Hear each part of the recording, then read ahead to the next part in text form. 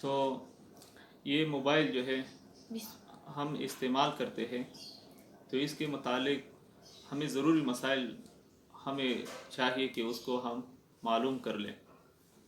اس کے متعلق کال کے آداب، ہم کسی کو کال کرتے ہیں تو اس کی بھی کچھ آداب ہے۔ مثلا آپ کسی کے گھر چلے گئے تو وہاں پر آپ ایک مرتبہ دروازہ کو ٹکٹکائے، پھر اگر وہ نہ نکلے تو دوسری مرتبہ، اس طرح اگر تیسری بار بھی آپ نے اس طرح کیا اور پھر وہ نہ نکلا تو آپ کو چاہیے کہ آپ واپس چلے جائیں، کسی دوسرے وقت میں آ جائے اور اس سے پھر ملاقات کر لیں۔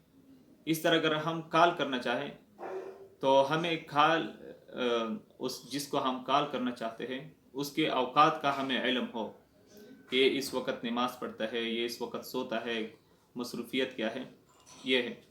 پھر بھی اگر بہرحال ہم کال کرنا چاہیں تو ہمیں چاہیے کہ ایک مرتبہ کال ہو اور ریسیو نہ کر لیں، پھر دوسری مرتبہ، پھر تیسری مرتبہ۔ اگر 3 مرتبہ انہوں نے ریسیو نہیں کیا تو پھر بار بار کال کرنا یہ اس کو زحمت دینا ہے، اس کو تکلیف دینا ہے، لہذا پھر بعد میں کسی اور وقت ہمیں چاہیے کہ اس کو کال کریں۔ یہ ہے کال کے آداب۔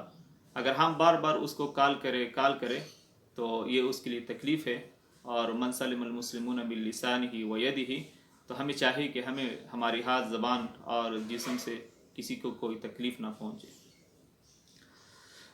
دوسرا مسئلہ انتہائی اہم مسئلہ ہے کہ موبائل فون کی گھنٹی پر اللہ اکبر یا اس طرح اللہ تعالیٰ کے اسماء حسنہ یا اس طرح کوئی آیت یہ گھنٹی پہ لگانا۔